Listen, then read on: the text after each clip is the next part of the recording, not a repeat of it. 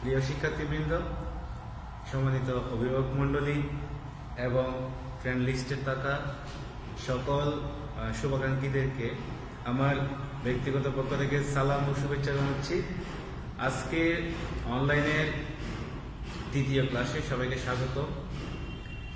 আজকে আমি বিজ্ঞানের একটা গুরুত্বপূর্ণ বিষয় নিয়ে আলোচনা করব। বিজ্ঞান, সায়েন্স বললে কেমন জানি কঠিন লাগে, মানে বেশিরভাগ মানুষই মনে করে আসলে বিজ্ঞান জিনিসটা, সায়েন্স জিনিসটা অনেক কঠিন। হ্যাঁ, আসলে কঠিন, তবে অসম্ভব। একটু চেষ্টা করলে, একটু মনোযোগ দিয়ে বুঝে নিলে, তাহলে সায়েন্স যতটা কঠিন ততটা মজায়। এখন দেখো, আজকে আমরা মজা করে পড়বো এই চ্যাপ্টারটা। এই চ্যাপ্টারটার নাম হচ্ছে বল। এই চ্যাপ্টারটা আসলে পুরো শেষ করতে গেলে অনেকগুলো ক্লাস নিতে হবে, মিনিমাম 4-5টা ক্লাস নিতে হবে। কারণ প্রথমে থিওরিটিক্যাল পড়াইতে হবে, তারপরে গাণিতিক সলিউশন যেগুলো আছে সেগুলো পড়াইতে হবে, প্রতিপাদন, গাণিতিক সলিউশন, তারপরে পড়াইতে হবে তোমার সৃজনশীল। তাহলে অনেক দিন সময় লাগবে। তারপরে দেখি আমরা কি করা যায়। আজকে আমি এই চ্যাপ্টারটা শুধুমাত্র সায়েন্সের স্টুডেন্টের জন্য না, যারা মানবিক এবং ব্যবসায় শিক্ষায় আছে তাদের জন্যও গুরুত্বপূর্ণ, কারণ তাদের বিজ্ঞান বই এই চ্যাপ্টারটা দেওয়া আছে। তো আজকে আমি সম্মিলিতভাবে করানোর চেষ্টা করব। প্রথমে দেখো, এই চ্যাপ্টারের নাম হচ্ছে বল। বলের যেগুলো ইম্পর্টেন্ট টপিকস আমি সেগুলো লিখে রাখছি, সবগুলো লিখে নাই, যেগুলো জাস্ট ইম্পর্টেন্ট মনে করছি সেগুলো লিখছি। আর অনেক কিছু এখানে বাদ করছে। তো ক্লাসে ধাপে ধাপে আমরা আস্তে আস্তে শিখবো। এখন দেখো, আমাদের প্রথম টপিকসটা হচ্ছে নিউটনের গতিসূত্র। বলের সাথে নিউটনের গতিসূত্রের সম্পর্ক আছে বিদায় এই চ্যাপ্টারে শুরুতে নিউটনের গতিসূত্র নিয়ে আলোচনা করা হয়েছে বলের ক্ষেত্রে। তাহলে আমরা বল সম্পর্কে জানতে হলে নিউটনের গতিসূত্র করে একটু জানতে হবে। দেখো, 1687 সালে বিখ্যাত বিজ্ঞানী স্যার আইজ্যাক নিউটন বস্তুর ভর, গতি এবং বলের মধ্যে সম্পর্ক স্থাপন করে 3টি সূত্র প্রকাশ করেন। বিশেষ করে সায়েন্সের স্টুডেন্টরা প্রথম অধ্যায়, দ্বিতীয় অধ্যায় যারা ভালোভাবে বুঝে পড়ছো তাদের জন্য এই চ্যাপ্টারটা সহজ লাগবে। আর মানবিক আর ব্যবসায় শিক্ষা যারা আছো, তারা যেই বিষয়গুলো তোমাদের বই আলোচনা করা হয় নাই সেগুলো বাদ দিয়ে বাকিগুলো কালেকশন করবে, আমি বাকিগুলো বুঝে নিব। দেখো, 1687 সালে 1687 সালের দিকে স্যার আইজ্যাক নিউটন বস্তুর ভর, গতি এবং বল এই 3টি রাশির মধ্যে সম্পর্ক স্থাপন করে 3টি সূত্র প্রকাশ করেন। এগুলোকেই সাধারণত নিউটনের গতিসূত্র বলা হয়। তো আমরা গতিসূত্রগুলো একটু আলোচনা করি। প্রথম গতিসূত্রটা হচ্ছে, যদি বাইর থেকে বল প্রয়োগ করা না হয়, বাহ্যিক বল প্রযুক্ত না হলে স্থির বস্তু চিরকাল স্থির থাকবে, গতিশীল বস্তু চিরকাল সর্বপথে সুষম গতিতে চলতে থাকবে। কিছুটা এমন যে, মনে করো আমাদের পৃথিবী অনেকটাই গোলাকার। হ্যাঁ, এখানে পৃথিবীর আকৃতি নিয়ে অনেকগুলা তথ্য আছে। কেউ বলে ডাম্বেল আকৃতি, কেউ বলে বর্তুলাকার। মোটামুটি ভাবে পৃথিবীর দুই প্রান্তে মেরুতে খানিকটা চ্যাপ্টা, মনে একটা আপেলকে উল্টা করে রাখলে যেরকম ঠিক সেরকম। এখন তো মনে করো পৃথিবী, তো পৃথিবী এটা মনে করো এটা মহাশূন্য। আমি একটু দ্রুত করি, এটা মহাশূন্য। মহাশূন্যের মধ্যে সৌরজগতের একটা নির্দিষ্ট জায়গায়, অর্থাৎ সৌরজগতের 3য় কক্ষপথে আমাদের পৃথিবী অবস্থিত। মানে 3য় কক্ষপথে যদি পৃথিবী থাকে, মনে করেন এখানে এটা মনে করেন সৌরজগতের 3য় কক্ষপথ, এখানে মনে করেন আমাদের পৃথিবীটা আছে। তো আমাদের পৃথিবীটা মাধ্যাকর্ষণ শক্তি দ্বারা, মহাকর্ষ বল, অভিকর্ষ বলের দ্বারা মানে সম্পূর্ণ ভাসমান অবস্থায় আছে, কোনো কোটি ছাড়া ভাসমান অবস্থায় আছে। তো যদি পৃথিবী, এখন আমি ছোটটা বাদ দিয়ে বড়টাকে পৃথিবী কল্পনা করি, এটা যদি পৃথিবী হয়, পৃথিবী এটা শূন্য স্থান, মানে খালি জায়গা। এখানে আরো অনেক কিছু আছে, আমি সেদিকে যাচ্ছি না। মনে করি পৃথিবীর এই উপরের পৃষ্ঠে আমরা বসবাস করি, উপরের পৃষ্ঠে। কারণ একটা মানুষ যদি কোনো কারণে এখানে মনে করি একটা স্লিপ খাইলে ও এইখান থেকে, আর যদি নিউটনের প্রথম সূত্র মেনে চলে, অর্থাৎ বাহ্যিক বল যদি প্রযুক্ত না হয়, বাইর থেকে যদি কোনো বল দেওয়া না হয়, তাহলে এখানে যদি মানুষটা স্লিপ করে, এটা আর দাঁড়াইতে পারবে না। এটা পৃথিবীর এই জায়গা থেকে স্লিপ খেয়ে এমন গতিশীল হবে, হতে হতে গিয়ে একদম পৃথিবীর বাইরে চলে যাবে।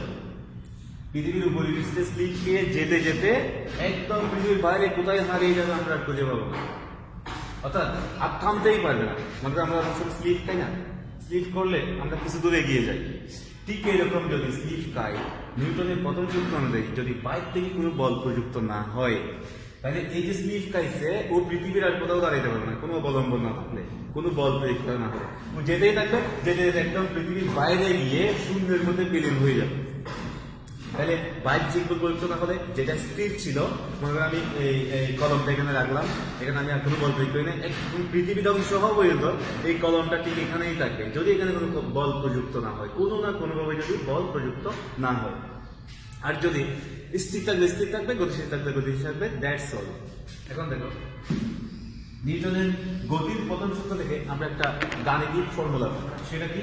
এটা হচ্ছে মনে করো 1 নম্বর সূত্র থেকে আমরা পাই আদিবেগ যা ছিল, ইনিশিয়াল ভেলোসিটি, আদিবেগ যা ছিল শেষ বেগ তা থাকবে, স্থির থাকবে, গতিশীল থাকবে। এটা হচ্ছে প্রথম সূত্র। এবার দ্বিতীয় সূত্র নিয়ে একটি কথা বলি। আমি নিউটনের 3টা সূত্রের ব্যাখ্যাগুলো দিয়ে সাজানো হয়েছে এই চ্যাপ্টারটা, তো ব্যাখ্যাগুলো আস্তে আস্তে আসবো ক্রমান্বয়ে। আমি জাস্ট আগে বিবৃতিটা বলে দিই। দ্বিতীয় সূত্র হচ্ছে বস্তুর ভরবেগের পরিবর্তন হয়। ভরবেগ কি স্যার? ভরবেগ তো বুঝি না। জাস্ট এই ডাস্টারটা কল্পনা করো, এটা একটা বর আছে, এর মধ্যে আমি এবার নিক্ষেপ করলাম। এই বর এবং ব্যাগকে গুণ করলে যা পাওয়া যায় তাই ভরবেগ, এর চেয়ে সহজ আর কিছু হতে পারে না। বর এবং ব্যাগের গুণফলকেই ভরবেগ বলে। তাই দেখো, বলতেছে বস্তুর ভরবেগের পরিবর্তনের হার প্রযুক্ত বলের সমানুপাতিক। যতটুকু বল প্রযুক্ত হবে, ভরবেগের পরিবর্তনটা ততটুকু হবে। এবং বস্তুর ভরবেগ যেদিকে ক্রিয়া করে, বস্তুর বেগের পরিবর্তনটাও সেদিকে ঘটবে। অর্থাৎ নিউটনের দ্বিতীয় সূত্র থেকে গাণিতিক ফর্মুলা কি পাওয়া যায়? দ্বিতীয় সূত্র থেকে পাওয়া যায় F = ma। আমরা এগুলো আর ডিটেইলস জানবো, আগে জাস্ট ইনস্ট্রাকশনটা দেখো। 3 নম্বর সূত্র হচ্ছে, এটা খুব মজার সূত্র। মনে করো আমি এখানে দাঁড়ায় আছি, আমার ওয়েট মনে করো 70 কিলো, আমি 70 কেজি বর দিয়ে ভূমির মধ্যে মেঝের মধ্যে একটা বল প্রয়োগ করছি। যদি আমার ওজনটা সরাসরি নিচের দিকে ক্রিয়া করতেছে, আমি এখানে বল প্রয়োগ করছি, এই ফ্লোরটা যদি আমাকে 70 কিলো ভরটা প্রতিহত করার মতো, ধরে রাখার মতো যদি সামর্থ্য না থাকতো, আমি এই ফ্লোরটা ভেঙে নিচে ঢুকে যেতাম, পরে যেতাম। এবং যেখানে গিয়ে আমার 70 কিলোর পরিমাণ ভরের ওজনটা প্রতিহত যতক্ষণ করতে পারবে না, আমি ততক্ষণ নিচের দিকে যাইতেই থাকবো, একদম পাতালে চলবো। নিউটন তৃতীয় সূত্র কি? প্রত্যেক ক্রিয়ারই একটি সমান ও বিপরীত প্রতিক্রিয়া রয়েছে। অর্থাৎ ইংরেজিতে বলতে সুন্দর লাগে জিনিসটা, every action has an equal and opposite reaction. প্রত্যেক ক্রিয়ারে একটি সমান বিপরীত প্রতিক্রিয়া আছে। যেখানে মোটামুটি ভাবে মহাকর্ষ বল, অভিকর্ষ বল ক্রিয়াশীল, সেখানে প্রায় জায়গায়, প্রত্যেক জায়গায় নিউটনের তৃতীয় সূত্র ক্রিয়াশীল থাকে। নিউটনের তৃতীয় সূত্র মেনে না চললে, কোথাও যদি নিউটনের তৃতীয় সূত্র মেনে না চলে, যেখানে মহাকর্ষ বল, অভিকর্ষ বল ক্রিয়া করে, মেনে না চললে তাইলে সেখানে বিজ্ঞানের অনেক তথ্যই ভুল হয়ে যাবে, আবার সংশোধন করতে হবে। তাহলে 3 নম্বর সূত্র থেকে আমরা পাই, ক্রিয়া বলকে যদি আমরা F1 ধরি, প্রতিক্রিয়া বলকে যদি F2 ধরি, নিউটন তৃতীয় সূত্র অনুযায়ী ক্রিয়া এবং প্রতিক্রিয়া সমান হবে এবং বিপরীত হবে। ক্রিয়া পজিটিভ হবে, প্রতিক্রিয়া নেগেটিভ হবে। বিপরীত বলটা নেগেটিভ হবে। প্রত্যেক ক্রিয়ার একটি সমান, ইকুয়াল এবং বিপরীত, এই জন্য মাইনাস দিচ্ছে, বিপরীত প্রতিক্রিয়া থাকে। এরপরে সব 3টা সূত্র আমরা মোটামুটি বিবৃতিটা জানলাম, এবার ব্যাখ্যা করে জানবো। নিউটনের গতির প্রথম সূত্র থেকে 2টা ইম্পর্টেন্ট বিষয় ধারণা পাওয়া যায়। এগুলা কি? এগুলা বিজ্ঞানের সাথে ওতপ্রোতভাবে যুক্ত। এই যে প্র্যাকটিক্যাল সায়েন্স, পদার্থবিজ্ঞান এমন একটা বিজ্ঞান, মানে আমাদের প্রতিনিয়ত আমাদের জীবনের সাথে জড়িয়ে আছে। এই যে আমরা হাঁটতেছি, ঘুমাচ্ছি, দৌড়াচ্ছি, গাড়ি চালাচ্ছি, প্রত্যেক কিছুই পদার্থবিজ্ঞান মেনে চলে, প্র্যাকটিক্যাল বিজ্ঞান। এবার নিউটনের গতির প্রথম সূত্র থেকে 2টা বিষয়ের ধারণা পাওয়া যায়। একটা হচ্ছে জড়তা, আর একটা হচ্ছে বল। জড়তা ইংরেজি হচ্ছে ইনার্শিয়া, বলের ইংরেজি হচ্ছে ফোর্স। তাহলে আজকের এই ক্লাসটা বেশিরভাগ থিওরিটিক্যাল হবে, অর্থাৎ এখানে লেকচার থাকবে, এখানে গাণিতিক ফর্মুলা কম আসবে, লেখাও কম থাকবে। দ্বিতীয় ক্লাসটাতে গাণিতিক ফর্মুলাগুলো আসবে, আমরা দ্বিতীয় ক্লাসে আর একদিন হাজির হব। আপাতত আজকে থিওরিটিক্যাল লেকচারগুলো আমি বোঝাই দিই, তোমরা ভালো করে বুঝে নিবা, বুঝে তোমাদের বইয়ে রিডিং পড়া যেগুলো আছে সেগুলোর সাথে ম্যাচ করে নিবা, ম্যাচ করে ভালো করে বুঝে নিবা। এখন দেখো জড়তা বল, জড়তা কি? জড়তা মানে বলা যায় একদম যদি সহজ ভাষায় বলি, অনেকটা মনে করো টেরামি করা। কিরকম টেরামি করা? মনে করো একটা বস্তু স্থির আছে, এটাকে আমরা গতিশীল করার চেষ্টা করতেছি। বস্তুটা গতিশীল হতে চায় না, সহজেই চায় না। আমরা যদি এক আঙ্গুল দিয়ে সবকিছু নাড়াইতে পারতাম, আমরা সবাই সুপারম্যান হয়ে যেতাম। এই যে বস্তুর জড়তাটা কি? যে অবস্থায় আছে সে অবস্থায় থাকতে চাওয়া। যদি স্থির থাকে, স্থির থাকতে চাই, গতিশীল থাকলে গতিশীল থাকতে চাই। মনে করো একটা স্থির বস্তুকে বল প্রয়োগ করলে ও যে গতিশীল হতে চায় না, আমরা এর ইচ্ছার বিরুদ্ধে ওকে সরাই, এটাই হচ্ছে জড়তা। এই যে স্থির বস্তু স্থির থাকতে চায়, গতিশীল হতে সহজে চায় না, আমরা জোরপূর্বক বল প্রয়োগ করে সরাই। আবার গতিশীল বস্তুকে আমরা জোরপূর্বক বল প্রয়োগ করে থামাই। এই জিনিসটাই হচ্ছে জড়তা। জড়তা আবার দুই প্রকার, একটা হচ্ছে এক নাম্বার হচ্ছে স্থিতি জড়তা, স্থিতি জড়তা। দুই নাম্বার হচ্ছে গতি জড়তা। স্থিতি জড়তা কি? সিম্পল, বলে ফেলছি অলরেডি। স্থিতি জড়তা হচ্ছে কোন বস্তু স্থির থাকলে স্থির থাকতে চাওয়ার যে ইচ্ছা, স্থির থাকতে চাওয়ার যে বৈশিষ্ট্য, মানে যে স্থির থাকতে চায়, সেটাই স্থিতি জড়তা। আর একটা বস্তু গতিশীল আছে, গতিশীল থাকতে চাওয়ার প্রবণতাটা, গতিশীল থাকতে চাওয়ার ইচ্ছাটাই হচ্ছে গতি জড়তা। আমরা দুইটা সিম্পল উদাহরণ আমরা ছোটবেলা থেকে পড়ে আসতেছি, শুনে আসতেছি, বিশেষ করে 9-10 বইয়ে। থেমে থাকা বাস হঠাৎ চলতে শুরু করা, চলন্ত বাস হঠাৎ ব্রেক করা, এই দুইটা জিনিস আমরা ইজিলি বুঝি। তারপর আমি একটু বলতেছি স্থিতি জড়তা, এগুলো আবার লাগবে আমরা লিখবো। স্থিতি জড়তার এক নাম্বার উদাহরণ হচ্ছে থেমে থাকা বাস, থেমে থাকা বাস ডট ডট। আর দুই নাম্বার হচ্ছে মনে করো আমি একটা গ্লাস নিলাম, একটা কার্ড নিলাম, মানে মোটা কাগজ, একটা কার্ড নিলাম, একটা মনে করো পাথর নিলাম। এটা দিয়ে আমি একটা পরীক্ষা করতে পারি, ইজিলি বুঝবো আমরা এগুলো। এই দুটো দিয়ে বুঝতে হবে। আর একটা আছে কম্বল, এটা তোমাদের বইয়ে দেওয়া আছে। একটা বুঝলে সবকিছুর আইডিয়া সেম। এখন দেখো থেমে থাকা বাস হঠাৎ চলতে শুরু করলে যাত্রীরা পিছনের দিকে হেলে পড়ে গেল। সিম্পল ম্যাটার, প্রত্যেকটা মানুষই, এমন কোনো মানুষ নাই যেটা এই সূত্রের মধ্যে পড়ে না। একটা বাস উঠছ, বাসটা স্থির আছে, স্টার্ট দেয় নাই, প্রত্যেক যাত্রী স্থির আছে। কারণ আমাদের একটা জিনিস বোঝার আছে, বাসের সাথে বাসের সিটটা শক্তভাবে লাগানো থাকে, তাইলে বাস যখন স্থির থাকে, বাসের সাথে সিটটাও স্থির, এবং সিটের সাথে এই যে যাত্রী, মনে করো তুমি বাসে বসছো, তোমার শরীরের নিচের অংশ যেটা সিটের সাথে লাগানো থাকে, সেটা বাসের সিট এবং বাস একই গতি থাকে, মানে সারে নাই, পুরোটাই স্থির। তুমি উপরের অংশ স্থির, নিচের অংশ স্থির, বাসটাও স্থির, আবার সিটটাও স্থির। হঠাৎ করে বাস চলতে শুরু করছে, চলতে শুরু করলে কি হলো? বাসটা গতিশীল হয়েছে। বাসটা গতিশীল হলে বাসের সাথে তোমার সিট যেটা লাগানো আছে, সিটটাও গতিশীল হয়েছে। আবার সিটের সাথে শরীরের নিচের অংশ যেটা লাগানো থাকে, সেটাও গতিশীল হয়েছে। তিনটা একই গতি প্রাপ্ত হয়। গতিশীল মানে এই না তুমি গাড়ি থেকে নেমে দৌড় দিচ্ছ, সেরকম না। মানে বাসটা যে একটা চলমান, অনুরূপভাবে এই গতির সাথে অ্যাডজাস্ট করার জন্য আমাদের গাড়ির সিট প্লাস আমাদের শরীরের নিচের অংশটা একটা গতি প্রাপ্ত হয়, মানে একটা কম্পন প্রাপ্ত হয়, কাঁপে। এটা বিখ্যাত বিজ্ঞানী ডি ব্রোগলি তার সমীকরণ বলেছিলেন, এটা হচ্ছে প্রত্যেক চলমান বস্তুরই একটা তরঙ্গ ধর্ম থাকে, মানে কাঁপবেই।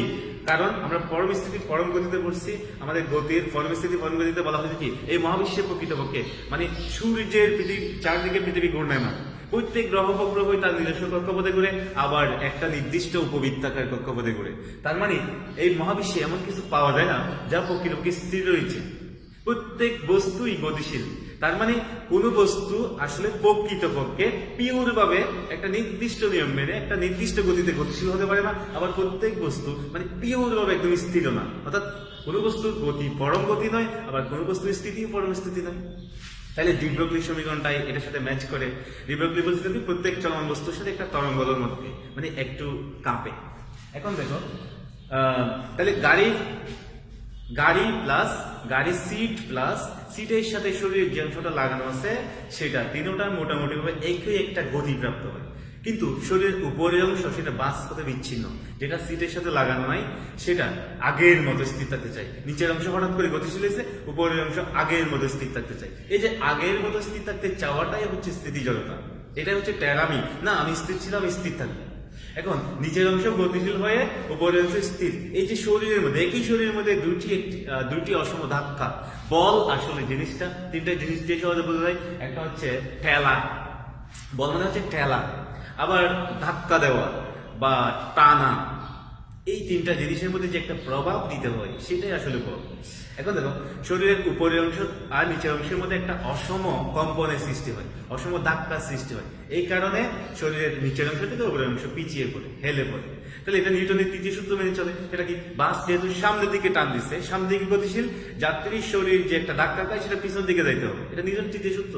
আর যদি এবারে আসো, একটা গ্লাস, একটা কার্ড, একটা পাথর, মানে একটা পানি গ্লাস নিছো, পানি গ্লাসের মধ্যে একটা মোটা কাগজ উপরে বসে দিছো, বসে দেওয়ার পর কার্ডের উপরে একটা পাথর বসে দিছো।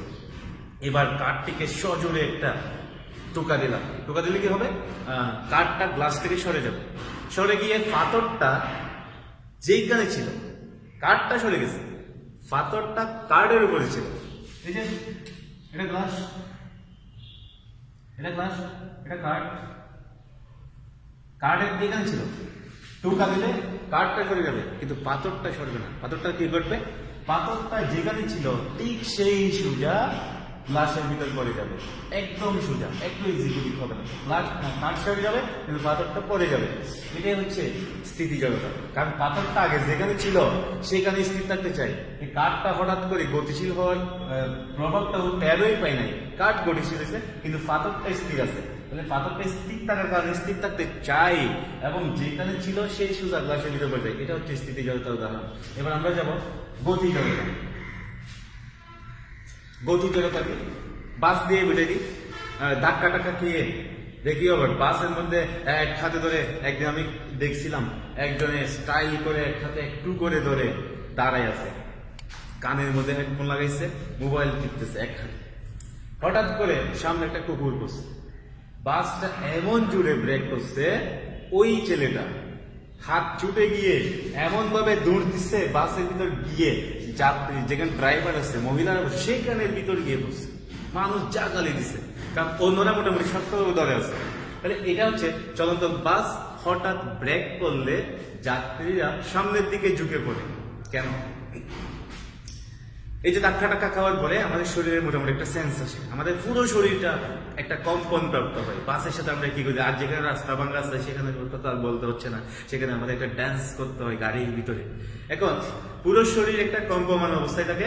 হঠাৎ করে যখন গাড়ি ব্রেক করে, ব্রেক করার পর গাড়ি স্থির হয়ে যায়, গাড়ির সাথে লাগানো তার বাসের সিটটাও লাগানো আছে, বাসের সিটটাও স্থির হয়ে যায়, সিটের সাথে লাগানো যাত্রীর শরীরের নিচের অংশ যেটা সেটাও একই সাথে স্থির হয়ে যায়। কিন্তু এই যে ধাক্কা টাক্কা খেয়ে শরীরের উপরের অংশ যে গতিশীল হয়েছে, সেই গতিটা এখন থেকে যেতে চাই, মানে আগের মতো গতিশীল থাকতে চাই, কম্পমান থাকতে চাই। সেই কারণে সেম কারণে আগের মতোই আমাদের শরীরের উপরের অংশ নিচের অংশের মধ্যে একটা অসম ধাক্কার সৃষ্টি হয়। সেই কারণে আমরা সামনের দিকে ঝুঁকে পড়ি। বাট সামনের দিকে ঝুঁকে পড়ে কেন? নিউটনের গতির তৃতীয় সূত্র। নিউটনের গতির তৃতীয় সূত্র কি? কোনো বস্তুর ক্রিয়া